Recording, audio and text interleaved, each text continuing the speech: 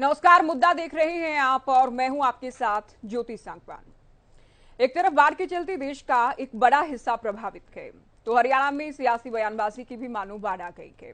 सरकार से लेकर विरोधी दलों में बाढ़ पलटवार का दौर चरम पर है। बाढ़ से जुड़ी व्यवस्थाओं, राहत बचाव कार्यों और मुआवजे को लेकर सरकार और विपक्षी पार्टियां आमने सामने हैं। ऐसे में चर्चा बाढ़ और बाढ़ पर हो रही राजनीति को लेकर करेंगे। पहले एक रिपोर्ट आपको दिखाते हैं।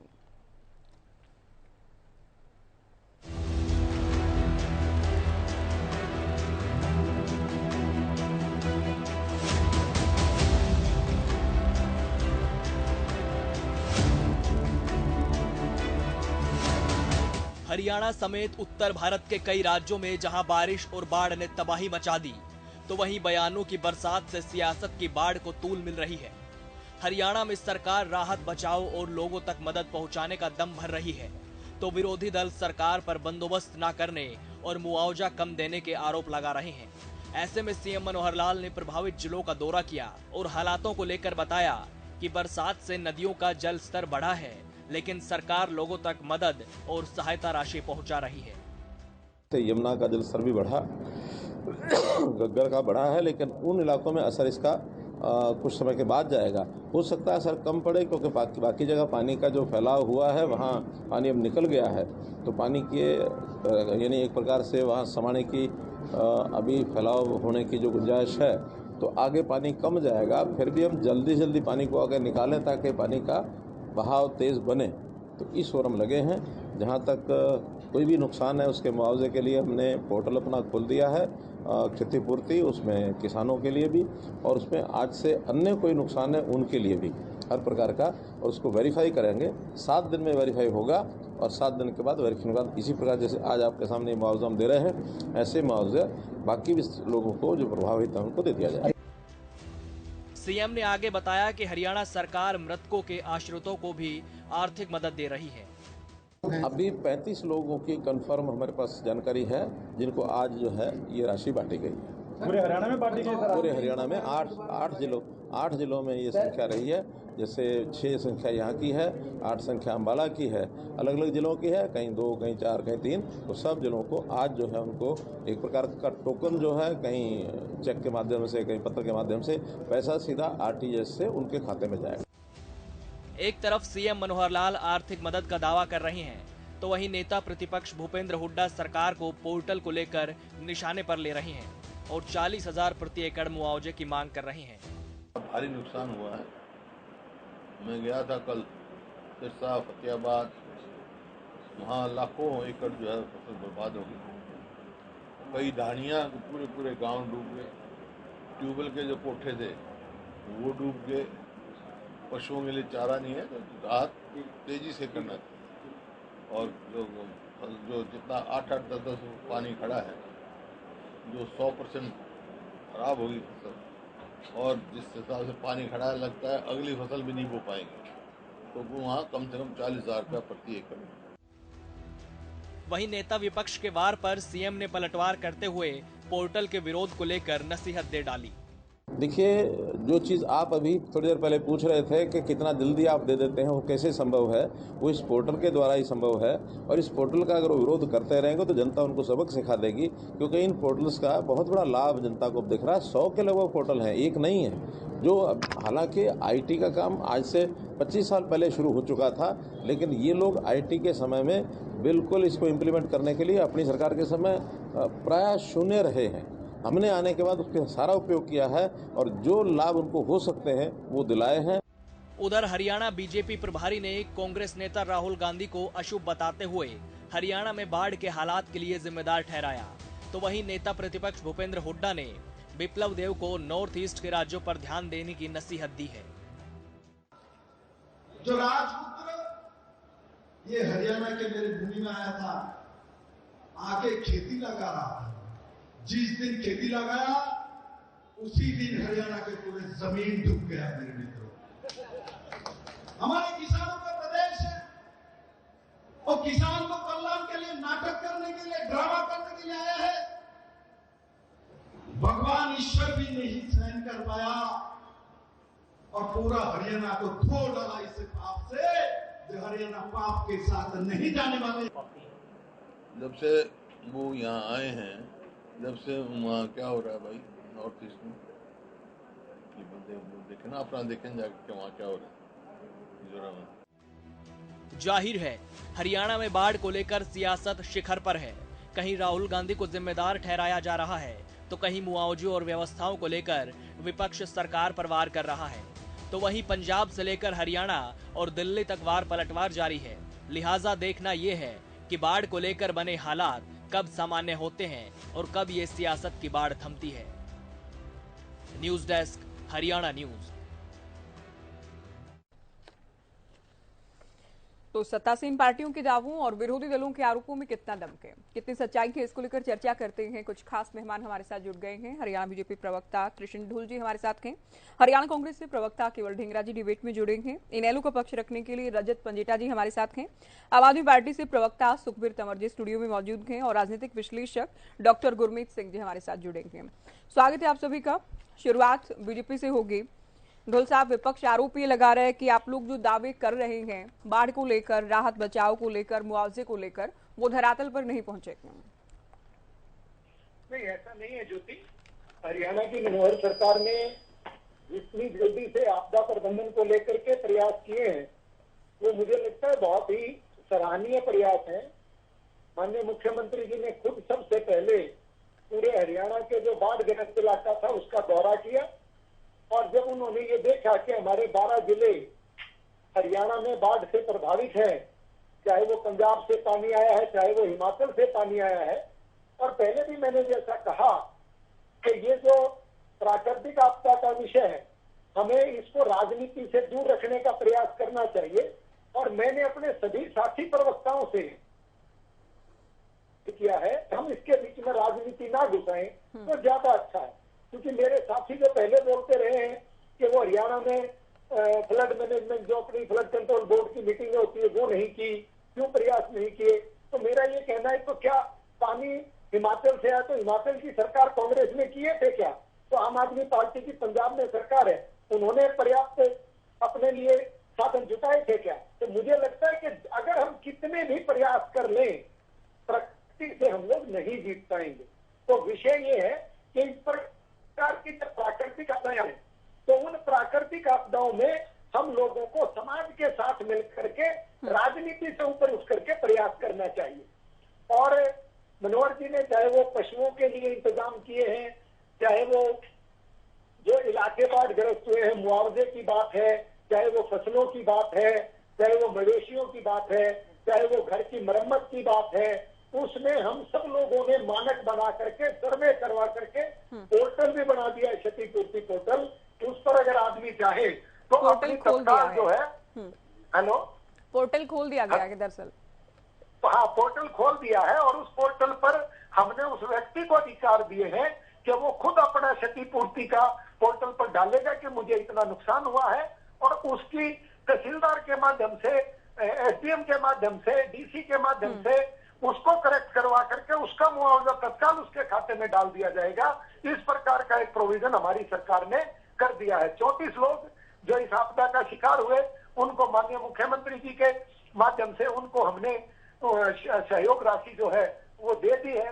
जिन मवेशियों को नुकसान हुआ उनकी क्षतिपूर्ति के लिए जो मानक तय किए गए थे, भैंस के लिए, गाय के लिए, खच्चर के लिए, बकरी के लिए और इवन पशु पालन करने, पक्षी पालन करने वाले, जो मुर्गी पालन करने वाले हमारे व्यवसायी हैं, उनको भी हमने प्रति पक्षी के हिसाब से मुआवजा दिया है।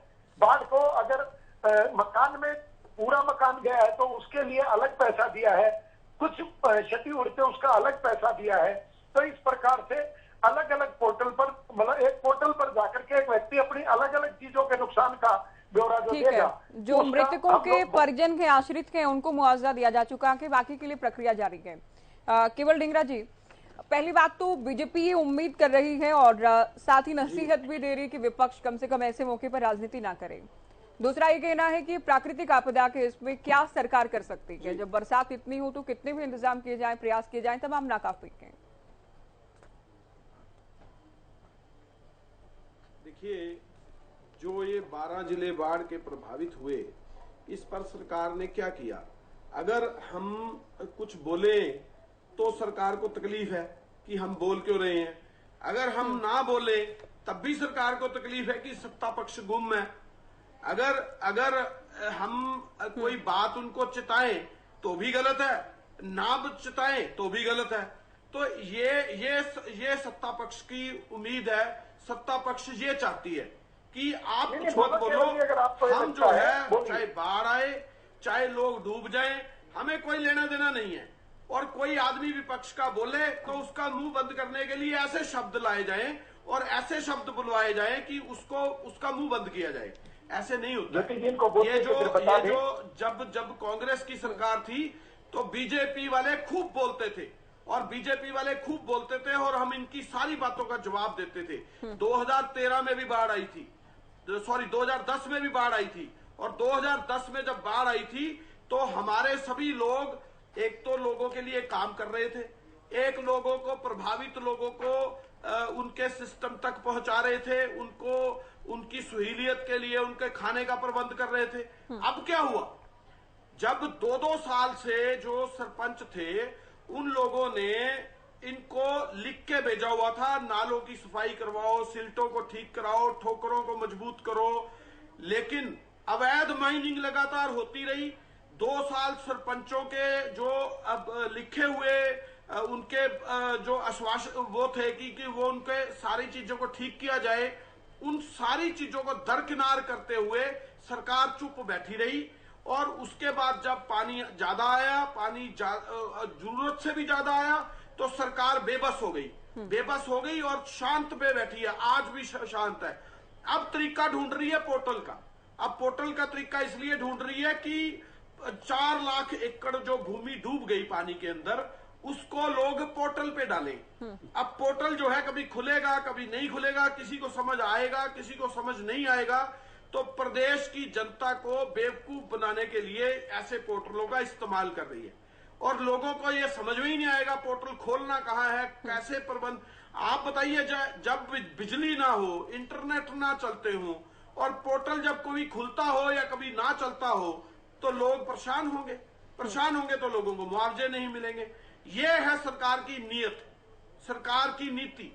अगर सरकार इस नीयत और इस नीति के साथ ही अगर अपना काम करेगी तो लोग भी परेशान होंगे और लोग इनको चलता करने के लिए तैयार भी बैठे होंगे। आज देखिए होगा आपने, इसी बाढ़ के अंदर एक एमएलए के साथ क्या व्यवहार किया कैथल ये अपना गुल्ला चिक्का के अंदर। ये भी तो एमएलए ही था ना। जब गुस्सा होता है लोगों के अंदर, अगर इंतजाम किए होते तो ढींगरा जी, ये तरीका इस तरीके की कभी तारीफ नहीं होनी चाहिए। बड़े बड़े नेताओं के साथ ये हुआ है, बड़े बड़े नेताओं के साथ, सभी दलों में बड़े बड़े नेताओं के साथ ये हुआ है, आप भी जानते हैं। कह रहा हूँ ना, तो ये महिमा मंडल नहीं हो सकता। जब इंतजाम नहीं हुए होते तभी फूटता है ना। ज्योति जी साहब, बहुत जल्दी एक वाकई में फिर दूसरे मेहमानों को चर्चा में जोड़ेंगे। नहीं, अगर आपको संक्षेप में कुछ बोलना है, एक वाकई में अपनी बात कह पाए तो अभी कह दीजिए। नहीं, मुझे ठीक है बातों का जवाब देना है। रजत पंजेटा जी, कांग्रेस को शंका है सरकार की नीयत पर भी, सरकार की नीति पर भी, सरकार जो व्यवस्था कर रही है उस पर भी, कि धरातल पर नहीं है सरकार। मैग्नेट डिजास्टर से बताया जा रहा है। इनेलो कैसे देख रही है सरकार के तमाम दावों को? देखिए ज्योति जी, असलियत के अंदर तो मैं धरातल पे बहुत जगह खुद भी इसका सामना कर चुका हूँ और बहुत सी जगह हमारे गांव के आसपास भी दादूपुर नलवी जो टूटी है, बहुत सा पानी आया है।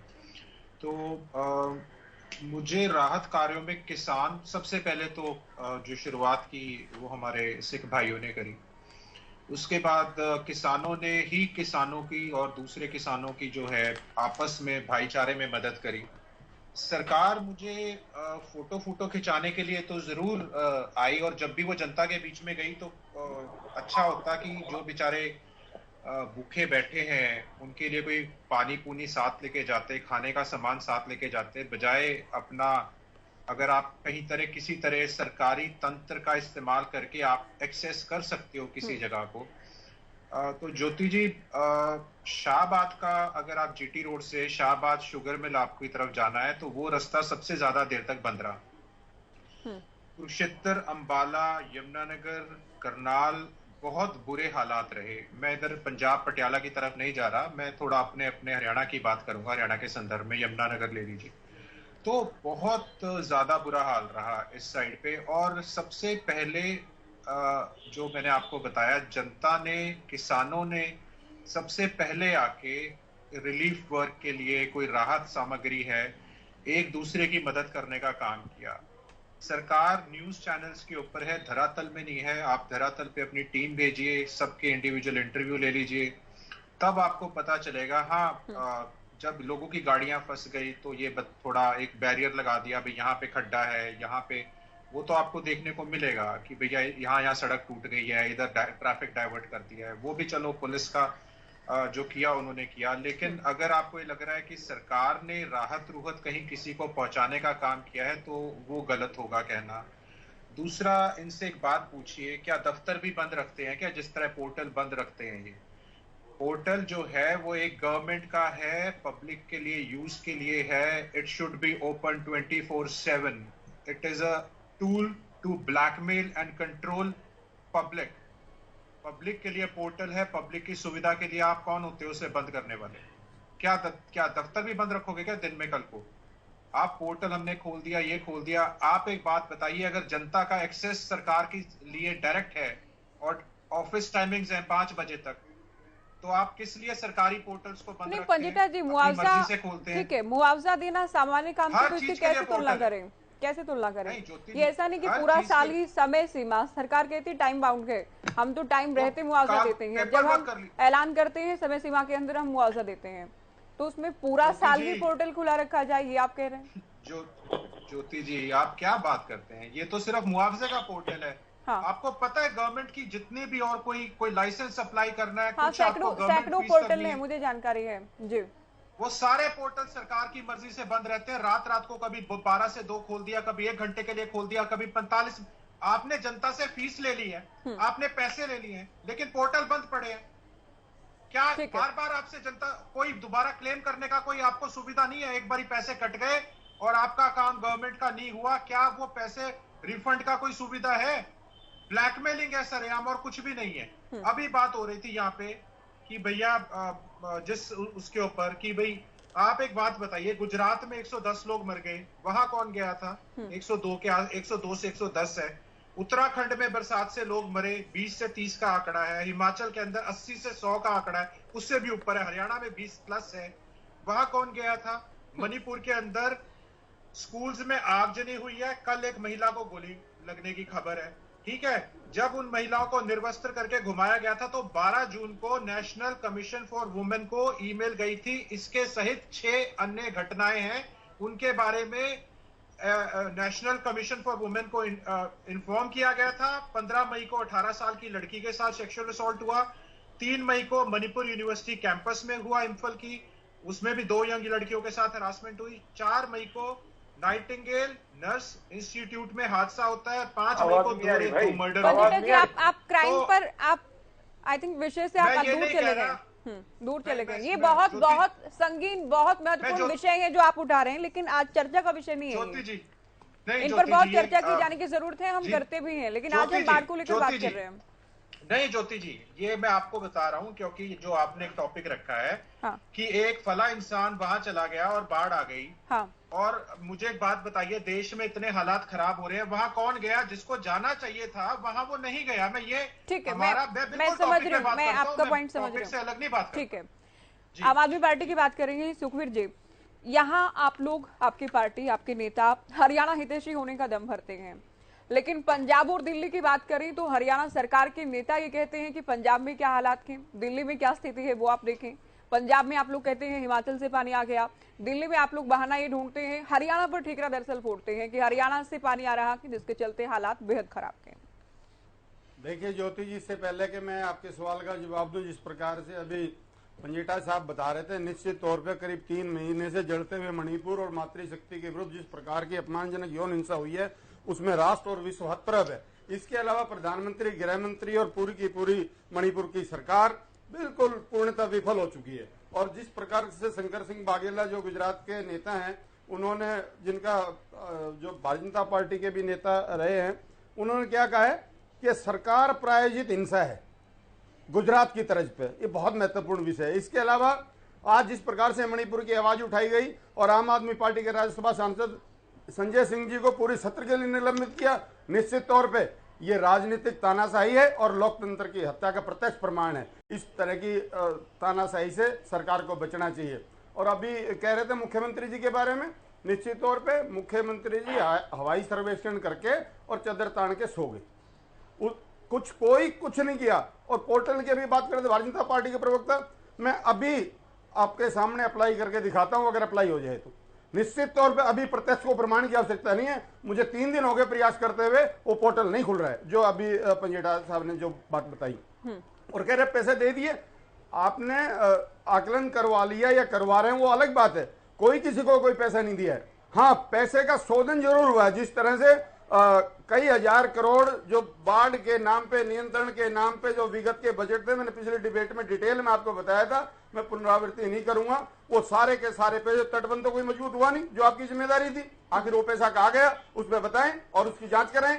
तो इसके अलावा आज जो हालात हैं, जिस प्रकार से बिजली की जरूरत है, पीड़ित क्षेत्रों में पीने पानी की जरूरत है, जब यहाँ जिन जिलों में बाढ़ नहीं है उन जिलों में ही बिजली के जो हालात हैं आप सारे के सारे भुगत भोगी हैं, फिर बाढ़ पीड़ित जिलों की जो अवस्था है उसका पता लगाना कोई बड़ा काम नहीं है। निश्चित तौर पे आज बाढ़ के विषय पे खट्टर सरकार पूर्णतः विफल हो चुकी है और खट्टर साहब चद्दर तान के सो गए। और हरियाणा सरकार भी, अब हरियाणा की पूरी सरकार को भी, हरियाणा प्रदेश की जनता, चलिए आपने जितनी खामियां निकालनी थी, आप पंजाब और दिल्ली की भी बात कर लेना। मैंने पंजाब और दिल्ली को लेकर पूछा, वहाँ भगवंत मान कहते हैं अब हरियाणा एसवाइएल का पानी ले ले, दिल्ली में अरविंद केजरीवाल कहते हैं बैराज से पानी छोड़ा जा रहा है, बैराज से पानी छोड़ा जा रहा है, तब हाल बेहाल है।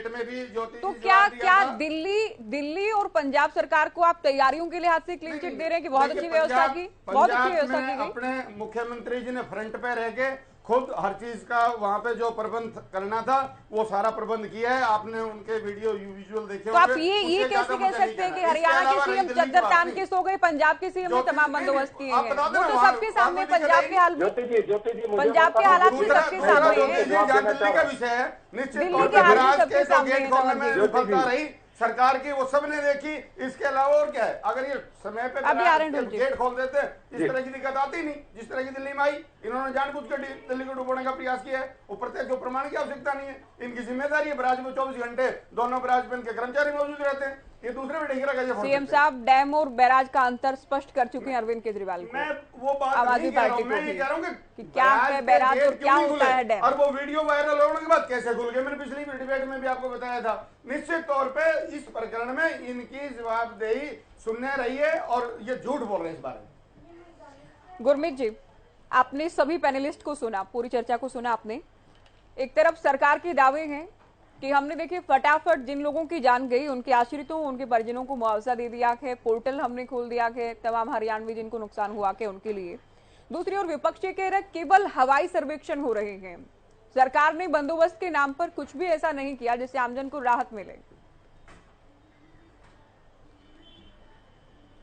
निश्चित ही प्रदेश की जनता संकट में है और सिर्फ हरियाणा की नहीं, दिल्ली में, पंजाब में, हिमाचल प्रदेश में, सभी जगहों पर इस बार जो बारिश हुई है जो रिकॉर्ड तो उसकी वजह से एक समस्या रही है। और होना तो ये चाहिए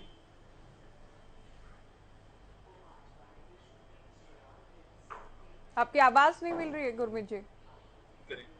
जी जी जी बोलिए बोलिए। अच्छा, अब आ रही है? जी सर आ रही, बोलिए।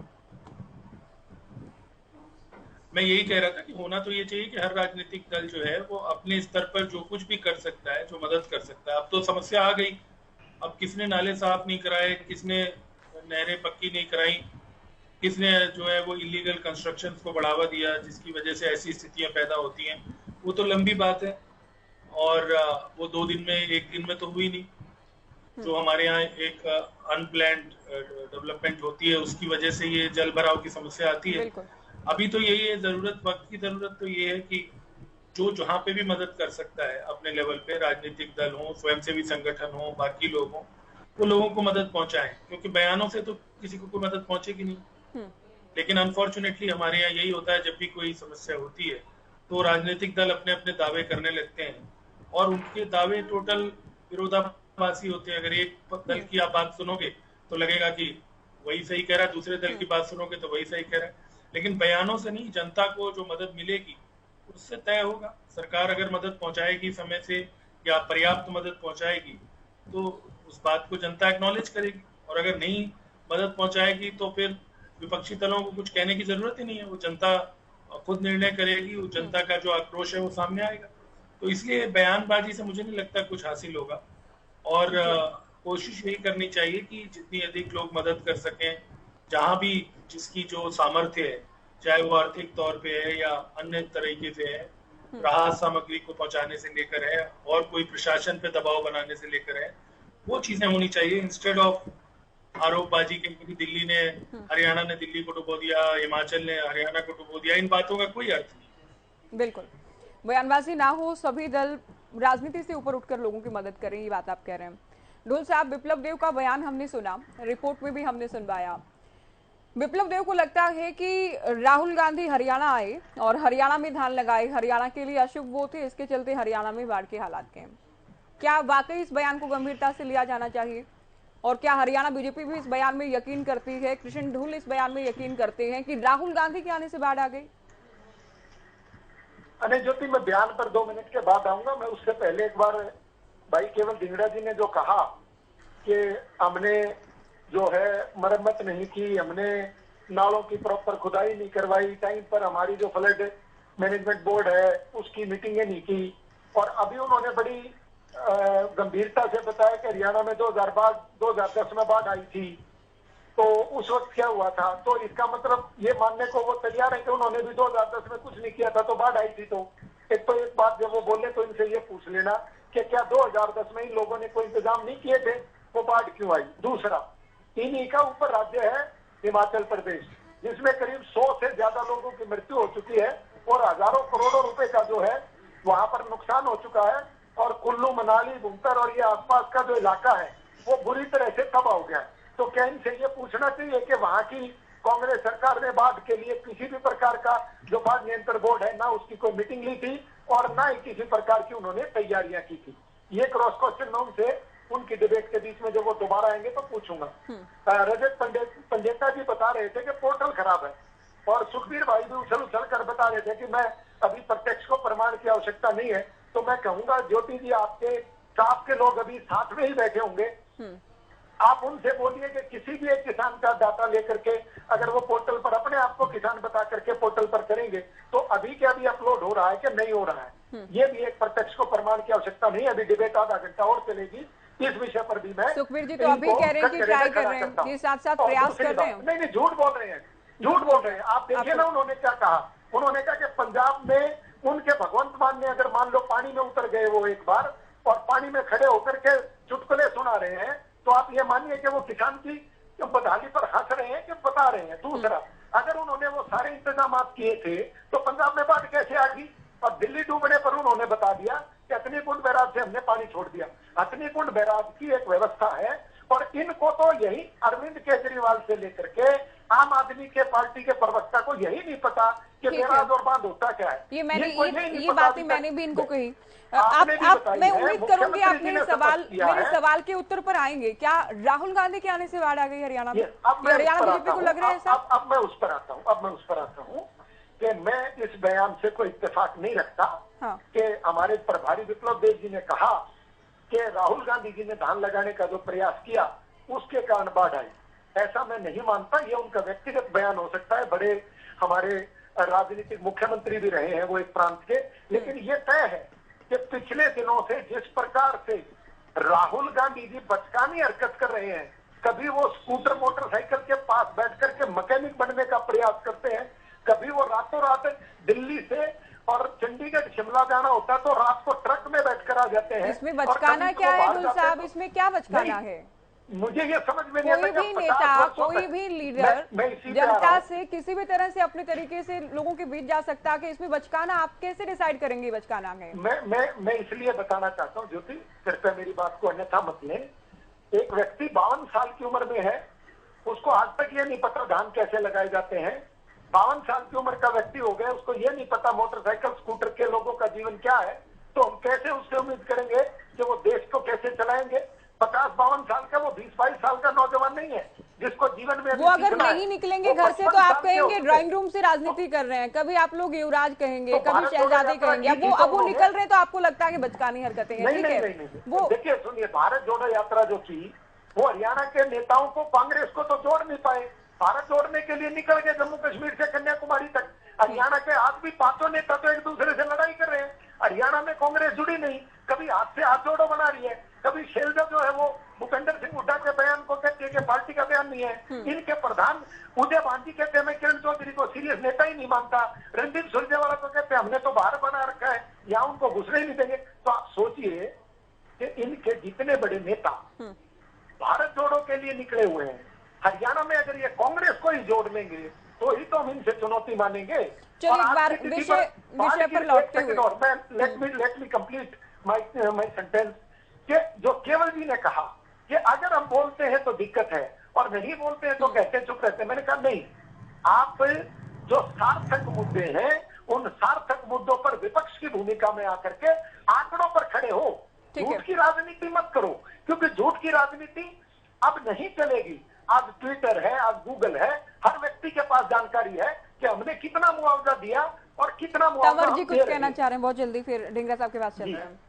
जो अभी भारतीय जनता पार्टी के अभी प्रवक्ता बात कर रहे हैं, बार बार इसमें आता है पुनः ओटीपी, पुनः ओटीपी। मैं 4 दिन से प्रयास कर रहा हूँ, जो भी इस डिबेट को सुन आपको तो वो मेरी फसल मेरा ब्यौरा अभी चले जाए। आपने कंप्यूटर चलाना होगा, आप रुकिए, आपने कंप्यूटर चलाना। अरे आप पहले रुकिए, अरे जब रुक तो जाओ। अब वो रेडियो के ऊपर हाथ मारता होगा यार, तू मैंने लगे है, ऐसा है, इसीलिए कंप्यूटर ना चलाना आता होगा। सुनो मेरी बात, ये बढ़िया फोन है और इसी पे मैंने पहले भी दर्ज करवाई क्षतिपूर्ति में भी, पहले भी। सुनो मेरी बात, आप झूठे हो, आप इस प्रदेश को झूठ बोल रहे हो। दिल्ली जब मैंने बता दिया प्रदेश को प्रमाण की आवश्यकता नहीं है। हरियाणा प्रदेश का कोई भी साथी आज चेक कर ले, अगर रजिस्ट्रेशन हो रहा हो तो। झूठ बोलते हो आप लोग, झूठ बोलते हो। कोई भी प्रदेश का कोई भी व्यक्ति आज चेक कर ले अगर ये पोर्टल पर रजिस्ट्रेशन हो रहा हो तो, क्योंकि आप झूठे हैं, आप झूठ बोलते हैं। इसीलिए मैंने प्रदेश को प्रमाण की आवश्यकता नहीं है करके दिखाया है।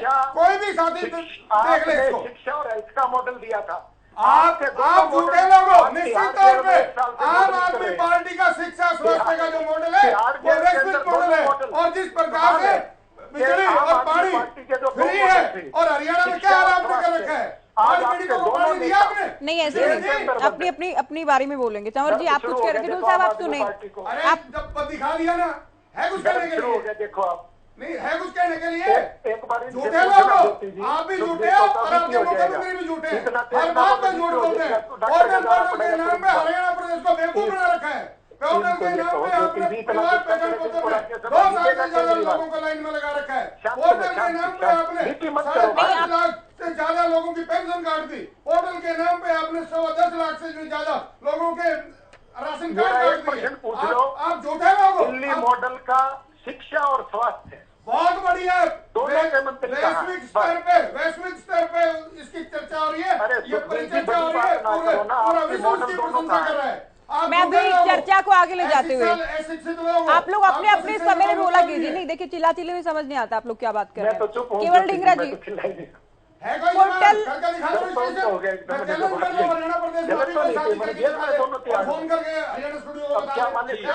ठीक है, आपने कहा कि ये ट्राई करके दिखाएं। इन्होंने कहा मैंने प्रयास किया लेकिन मैं नहीं रजिस्टर करवा पाया, ये आवेदन नहीं करवा पाया। आपने पूछा, इन्होंने बता दिया। अब आप यकीन कर रहे हैं, यकीन नहीं कर रहे हैं, आप करेंगे।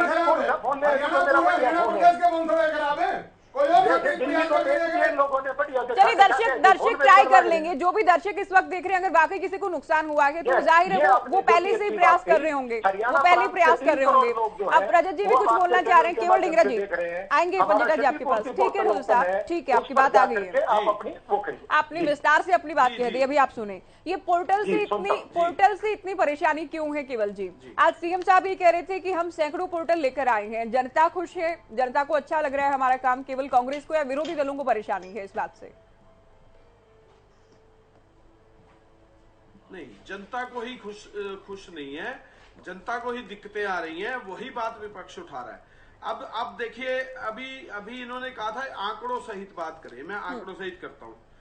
अमृत योजना है एक, उसमें सैनिटेशन का ही प्रोग्राम होता है, और उसमें बीजेपी के, मैं नहीं कह रहा, ये बीजेपी के एमपी कह रहे हैं, अरविंद शर्मा, वो कह रहे हैं कि 300 से 350 करोड़ का घोटाला हो गया, ये पैसा कौन खा गया। ये कौन कह रहा है? बीजेपी एमपी रोहतक जो है अरविंद शर्मा, वो ये कह रहे हैं कि अमृत योजना के तहत सैनिटेशन का जो घोटाला है उसमें 300 से 350 करोड़ रुपए घोटाला हो गया।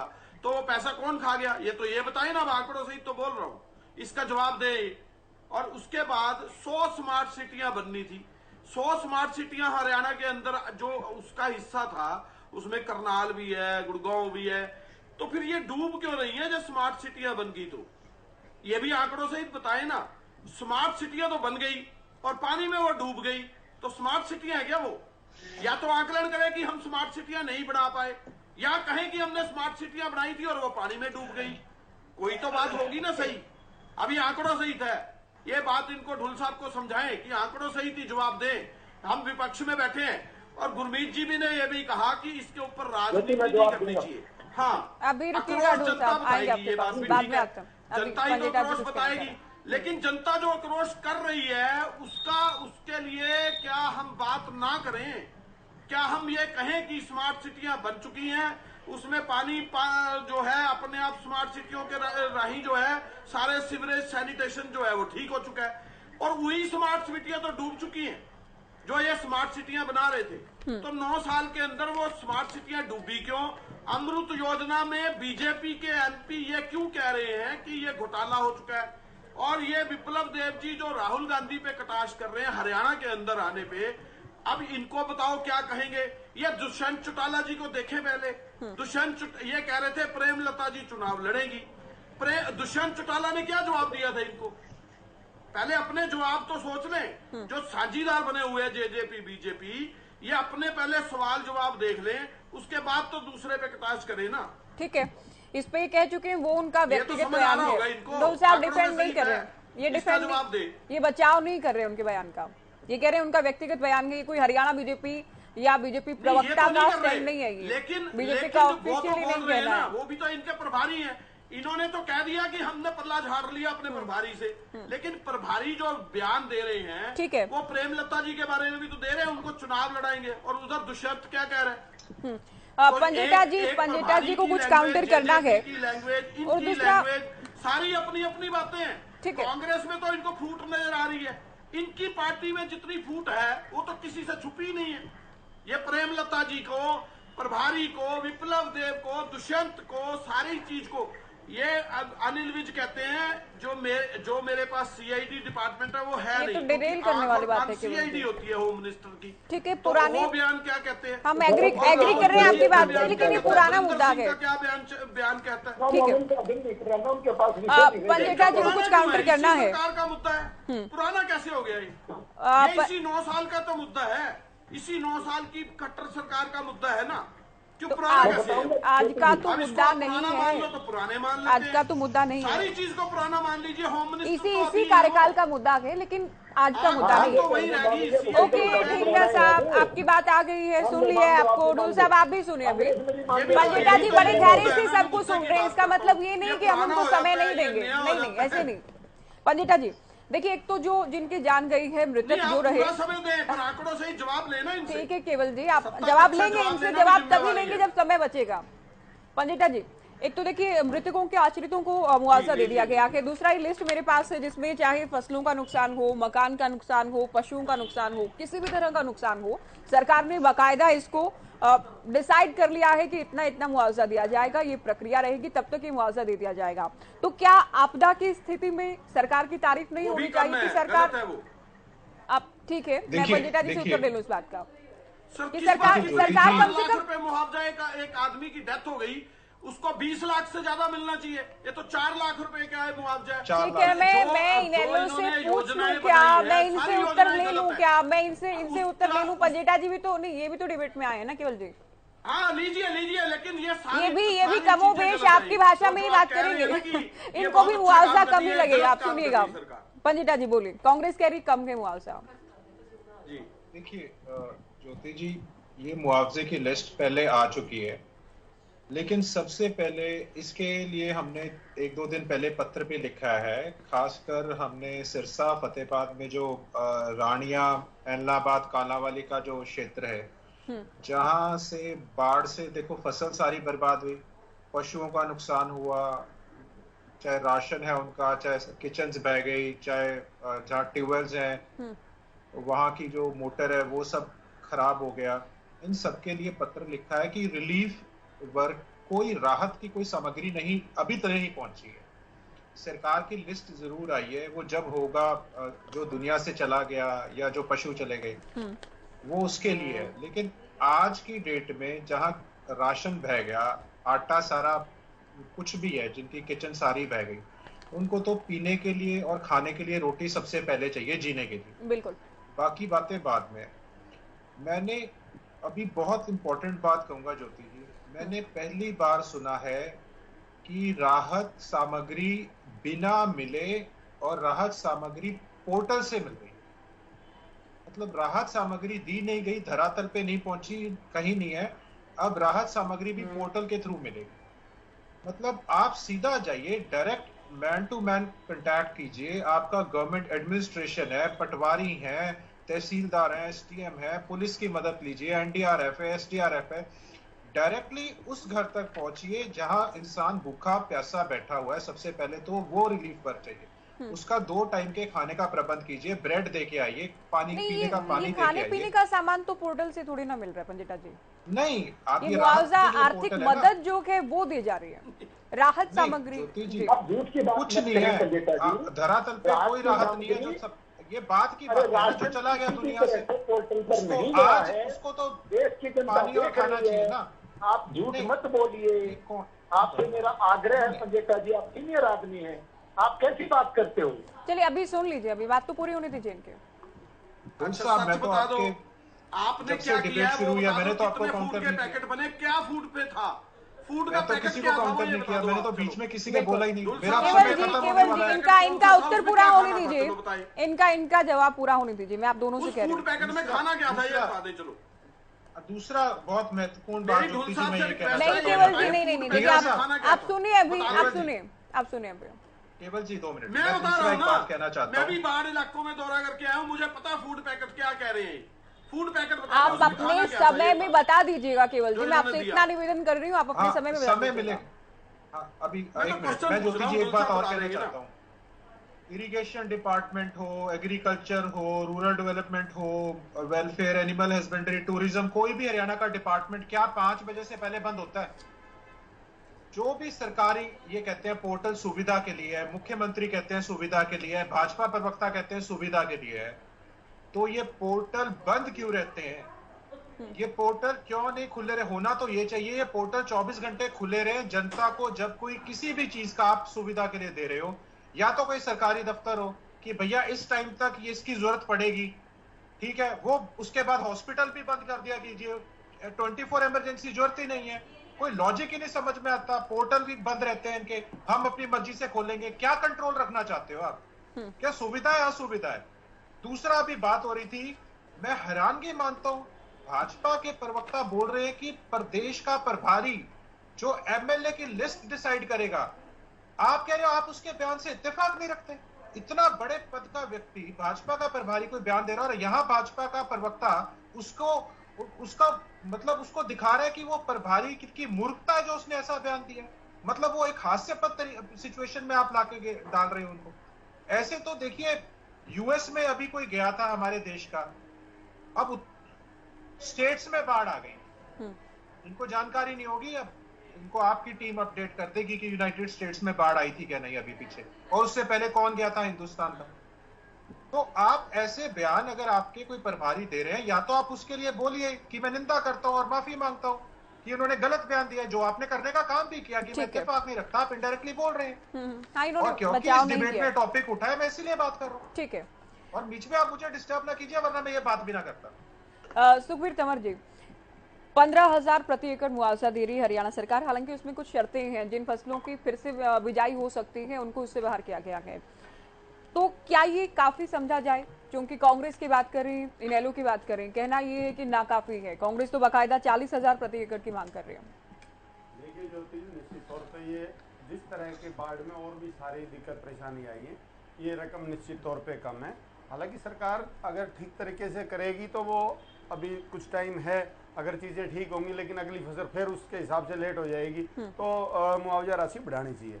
अभी विषय आया अच्छा, था, मैं माफी के साथ आपसे ये भी पूछ लूं, पंजाब में आप लोग कितना मुआवजा दे रहे हैं? पंजाब में पीछे जो आया था, हमने तो बैसाखी से पहले 15,000 2 दिन में गिरदावरी करके दे दिया था। और अब मुझे नहीं है पंजाब के बारे में जानकारी, नेक्स्ट टाइम बता दूंगा आपको कितना मुआवजा है वहाँ। और इसके अलावा अभी बात कर रहे थे हमारे जो आज राजनीतिक विश्लेषक साहब हैं, देखिए आम आदमी पार्टी जिस दिन से ये बाढ़ आई है उस दिन से निरंतर लोगों के बीच में, और जो हम अपने स्तर पे कर सकते हैं बाढ़ प्रभावित जिलों में निश्चित तौर पे वो कर रहे हैं।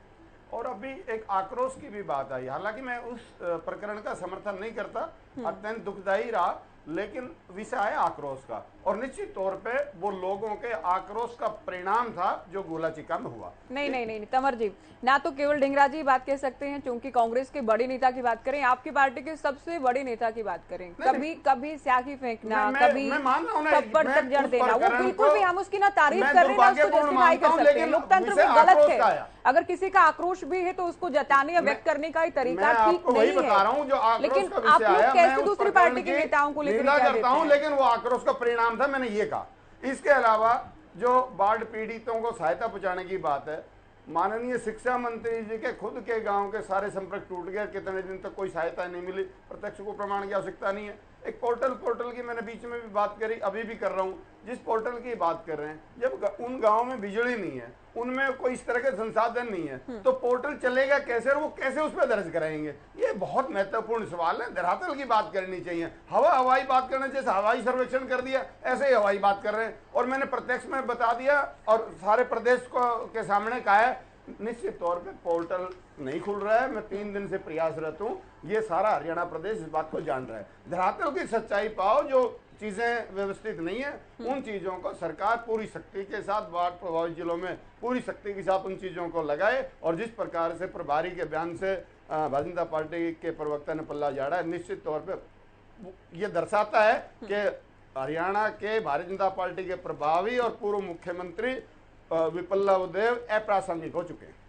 अच्छा, उनके बयान से आप ही मान रहे हैं। गुरमीत जी, देखिए आपने पिछले चूंकि उत्तर में सुझाव दिया कि सभी पार्टियां कम से कम अपने स्तर पर पार्टियों के नेता पदाधिकारी जनता के बीच जाएं और मदद करें, लेकिन मुआवजे को लेकर जब बात करें, सरकार कह रही 15,000 रुपए प्रति एकड़, जो कि मैंने तंवर जी से भी पूछा, विपक्षी कह रहे 40,000 रुपए प्रति एकड़। क्या ये फिजिबल हो सकता है इस तरह से मदद करना सरकार की ओर से?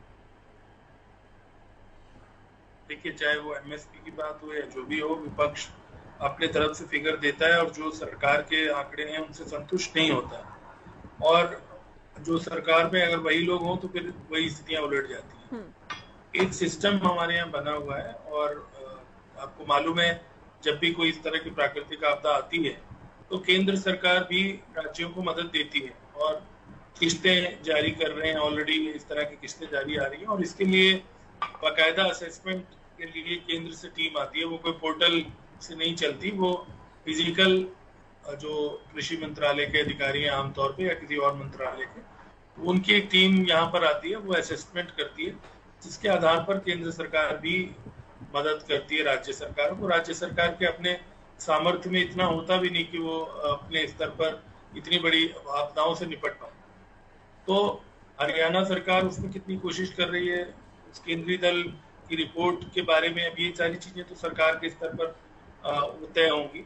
लेकिन जैसे मैंने पहले ही कहा कि अगर लोगों तक राहत पहुंचेगी तो वो कोई छुपी हुई चीज तो है नहीं, बिल्कुल है ना। अगर वो लोगों को वो समय से राहत मिलेगी, और जैसे अभी इस समय पर जो संकट का समय है, जब लोगों को सुरक्षित स्थानों पर ले जाना या उनको एटलीस्ट खाद्य सामग्री पर्याप्त मुहैया कराना, ये पहली चीज होती है। 2 चीजें ही होती है किसी भी प्राकृतिक आपदा में। एक उनका इवैक्यूएशन, कि उनको कोई जानी नुकसान ना हो तो उनको वहां से हटाया जाए, और दूसरा उनको जो है जहां पर भी ले जाया जाए, जो रिलीफ कैंप होते हैं वहां पे उनके रहने की, खाने की व्यवस्था, पानी की व्यवस्था बेहतर हो, तो वो इमीडिएट होता है। और जो उसका अगला चरण है उसमें आप जानते हैं पहले भी जब कभी कोई इस तरह से होता है, चाहे सूखा पड़े चाहे बाढ़ आए, गिरदावरी की एक व्यवस्था है हमारे यहाँ बिल्कुल जो रेवेन्यू सिस्टम में, और उसके आधार पर मुआवजा मिलता है। अब जैसे मैंने कहा कि यहाँ बैठे बैठे हम ये तय कर लें कि 15,000 होना चाहिए, 40,000 होना चाहिए, बहुत सिंप्लीफाई करना होगा। जो कुछ भी है, पहले जो सरकारों ने दिया है, पंजाब में क्या दे रहे हैं, हिमाचल में क्या दे रहे हैं, क्या उसका फार्मूला है, वो सारा जुटाया जा सकता है, उसमें कोई ऐसी दिक्कत नहीं। तो जो फिगर है वो रियलिस्टिक तो होंगे ही। विपक्ष तो हमेशा ज्यादा की मांग करता ही है और उसका काम है ज्यादा की मांग करना। सरकार की अपनी सीमाएं हैं, लेकिन मैं जो कहना चाह रहा था वो ये था, और अच्छी बात है कि जो विप्लव ठाकुर के बयान पे तो खैर बात ही खत्म हो गई क्योंकि उनका कोई डिफेंड कर नहीं रहा। लेकिन बाकी जो इश्यूज है, देखिए लॉन्ग रन में 95 में भी बाढ़ आई थी रोहतक में, आप जानती हो कि बहुत ज्यादा उस समय में पत्रकारिता में था जब वो बाढ़ में बहुत नुकसान हुआ था। उस समय कांग्रेस की सरकार थी और अभी केवल जी ने भी बताया। तो मुख्य बात ये है कि जब कोई आपदा आती है तब तो ये बातें होती हैं, पर सामान्य दिनों में मैं बहुत बार कहता हूँ कि विधानसभा के सत्रों में इन मुद्दों पे कितनी साल तक चर्चा होती है, चाहे वो इलीगल इंक्रोचमेंट की बात हो या वो साफ सफाई की बात हो, सैनिटेशन की बात हो, ड्रेनेज सिस्टम की बात हो। अब आप देखिए हम लोग चंडीगढ़ में रहते हैं, चंडीगढ़ में बारिश बहुत रिकॉर्ड तौर हुई है, लेकिन यहाँ पर जब बारिश रुक जाती है तो पानी निकल जाता है। बिल्कुल। जबकि पंजाब में, पुराने शहरों में वो पानी निकल नहीं पाता क्योंकि ड्रेनेज की व्यवस्था उतनी नहीं है। बिल्कुल, देखिए चंडीगढ़ प्लान सिटी है और चंडीगढ़ की इस बात के लिए रोहतक के बारे में मुझे मालूम है। दुल साहब आपके पास, जैसे मैं बता रहा था आपको, रोहतक में रोहतक का मुझे अनुभव है कि रोहतक में तालाब जो थे उनमें एक नेचुरल वो था, जब पानी बरसता था उसमें चला जाता था, वहां कंस्ट्रक्शन होने से शहर में पानी भर जाता। तो एक अनियंत्रित जो विकास है, जो एक लंबी प्रक्रिया का हिस्सा है, वो कोई 4 साल में या 10 साल में खट्टर साहब की सरकार ने, हुड्डा साहब की सरकार ने, किसी और ने नहीं किया है चौटाला साहब। ये निरंतर एक लगातार प्रोसेस है और उसकी और अब जो आपदाएं आती हैं, चाहे हिमाचल की भी बात हो, अब उस और ध्यान जा रहा है, बिल्कुल जाना चाहिए। बिल्कुल, ये निरंतर चलने वाली प्रक्रिया और निरंतर किए जाने वाला काम है। डोल साहब आप कुछ कहना चाह रहे हैं? साथ ही देखिए 3-4 जो बड़े पॉइंट्स उठे हैं डिबेट में। पहली बात तो आप लोग तैयार नहीं थे, लेकिन उसके बावजूद जो राहत सामग्री को लेकर कर रहा था वो नहीं कर पाई सरकार। मुआवजा जो आप लोग दे रहे हैं वो भी नाकाफी है। जो प्रक्रिया है मुआवजा दिए जाने की, पोर्टल की, उसे भी लेकर विपक्ष सवाल खड़े कर रहा है। ज्योति जी, सबसे पहले तो मैं ये बताऊंगा कि जिस प्रकार के आरोप विपक्ष ने लगाए हैं वो बिल्कुल तथ्यहीन है। मैंने अभी, मेरे साथी बैठे हुए हैं, मैंने उनसे कहा कि जरा एक बार अभी देखना हमारा पोर्टल खुला है क्या। उन्होंने अभी के अभी उन्होंने डाला और ये पोर्टल खुला हुआ है और चल रहा है। किसी भी रूप में मैं आपके टीवी के सामने स्क्रीन पर दिखा रहा हूँ कि कम से कम रजत पंजेता जी, उन्होंने ये साबित कर दिया कि इंडियन नेशनल लोकदल का कार्यकर्ता जिस प्रकार का होता है कि उनको कुछ नहीं पता, ना चलाना आता, ना उनको सिस्टम का पता, वो आंख मीच करके बात करते हैं, वो उन्होंने साबित किया। और सुखबीर कंवर ने यह साबित कर दिया कि वो झूठ की राजनीति करते हैं। अरे आप बोलते हैं झूठ, झूठ आप बोलते हैं। अभी देख लें ज्योति जी, भले ही आप झूठे हैं। मैंने हरियाणा प्रदेश को चैलेंज किया है। पोर्टल चल रहा है, अभी आपके टीवी पर मैंने दिखाया है कि ये पोर्टल चल रहा है। अब दूसरी बातों पर आता हूं मैं। मेरे साथ मेरे 3 साथी बैठे हुए हैं डिबेट पे। तीनों साथियों ने फोन ओपन कर रखे है। एक का मैं दिखा रहा हूँ, दूसरे का भी दिखा देता हूँ। ये दूसरे का फोन है और ये फोन पीछे से दूसरा है, ये फोन पीछे से दूसरा। मैं इनकी तरफ झूठ नहीं बोल रहा हूँ। तो इनसे मेरा ये आग्रह है कि झूठ की राजनीति ना, झूठ की राजनीति आप करते हैं। अब सुन जाओ सुखबीर जी, सुन जाओ। आपने तो न्यू बता दिया मैंने, पूरे प्रदेश को कहा, 3 दिन से प्रयास कर रहा हूं। अरे भाई रुक जाओ यार, रुक जाओ, आप रुक जाओ, धैर्य रखो, आपकी बारी आएगी। नहीं, झूठे लोग हर बात में झूठ बोलते हो। अभी तो कह रहे, मैं तो फोन ऑन कर रखे, मैं तो दोनों दिखा देता हूँ। ओपन है ज्योति जी, मैं तो स्टूडियो मौजूद हूँ, आपकी तरह घर थोड़े बैठा हूँ। चलिए आप लोग इस बात से आगे बढ़े, इस बात से आगे बढ़े अभी। अच्छा चलिए, अमृत योजना के बारे में ये मान लिया कि पंजाब के लोग हरियाणा में सारे प्रदेश को लूट के खा गए। बताइए ना, वो हजारों करोड़ जो बाढ़ पे जो खर्च होना था मजबूत कर दिया। ये आखिरी कमेंट है इनका, आप सुन लीजिए। नहीं तंवर जी ऐसे बीच में मत बोलिए, आप बताइए ना, ऐसे मत बोलिए, आपको नहीं ये बीच में बोलने नहीं, ये तरीका नहीं है। आंकड़े बताओ किस मुल्क में क्या खर्च हुआ, कौन सा प्रबंध मजबूत किया आपने, सारे प्रदेश को डुबो दिया। ज्योति जी को या तो म्यूट तो ये दिल्ली और पंजाब क्यों डूब गए तंवर जी? ऐसा नहीं आंख बंद कर लेंगे आप पंजाब की ओर देखते हुए, दिल्ली को आप देखेंगे नहीं। वहाँ क्या हुआ, वहाँ का बजट क्या कहाँ गया, उसका तो आप उत्तर नहीं दे पा रहे हैं। हरियाणा पे आ जाओ, हरियाणा के लोगों की बात करो, ठीक है? हरियाणा में बात करो, हरियाणा सभी पार्टियां अपनी अपनी सहूलियत के हिसाब से बात कर रही हैं। सभी पार्टियां, विपक्ष है आरोप लगाता है और अब भी आरोप लगा रहे, सरकार दावे ही करती आई और अब भी दावे करती नजर आ रही। सभी का बहुत शुक्रिया, आप लोगों ने वक्त दिया। तो बाढ़ को लेकर जो बयानबाजी हो रही है, बयानों की जो बाढ़ आ गई है, उसे लेकर हमने चर्चा की। फिलहाल दीजिए इजाजत, नमस्कार।